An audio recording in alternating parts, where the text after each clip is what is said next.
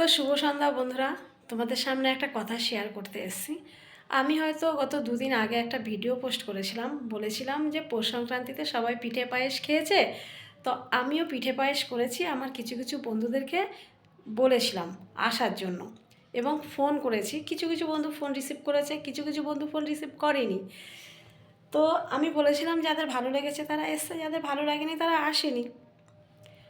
তো সেই ভিডিওতে কিছু মানুষ কমেন্ট করেছে যে ফালতু কথা, তুমি ভিডিও করেছো, ফালতু ভিডিও এটা। কারণ হচ্ছে তুমি কোনো পিঠে বানাতে পারো না, আমার ঢেকি, তারপরে মানে আমার মৃত্যু কামনা করছে, অনেক কিছু বলছে। ঠিক আছে, তো ভালো কথা, আমি মরে গেলে যদি তাদের ভালো হয় তো তাই হোক, ভগবান তাদের খুশি রাখুক।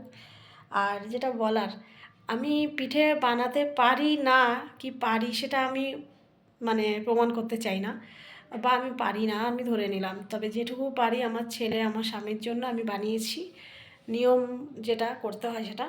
তো ভিডিওতে মানে যেটা কমেন্ট এসছে যে কেনা পিঠে, হ্যাঁ কেনা পিঠে আমার বাড়িতে এসছে, এটা ঠিক। কেন বলেছে আমি জানি না, তবে এসছে। সেটা কী কারণে এসছে তোমাদেরকে দেখাচ্ছি, দাঁড়াও একটা জিনিস দেখাচ্ছি, তোমরা দেখো। এই দেখো, দেখতে পাচ্ছ কিছু কাঠ, কিছু ইট। তো কাঠ আর ইট কেন, কাঠটা কেটে রেখেছিলাম, ইটের উনুন করে গোপু সোনার জন্য পিঠে বানাবো।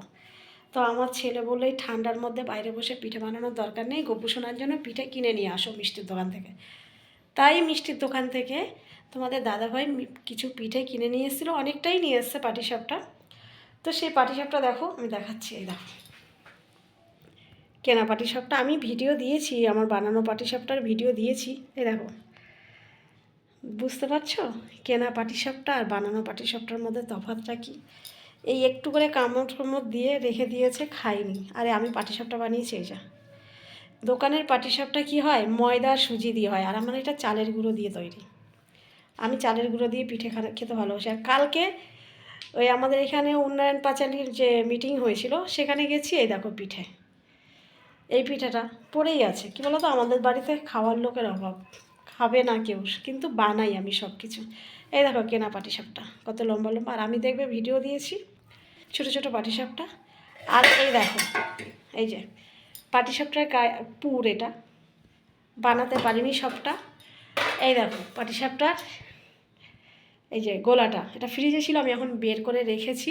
আমি এখন কটা পাটিসাপটা বানিয়ে নেব, নাহলে নষ্ট হয়ে যাবে। তো যে সকল বন্ধুরা বাজে মন্তব্য করছে একটু বুঝে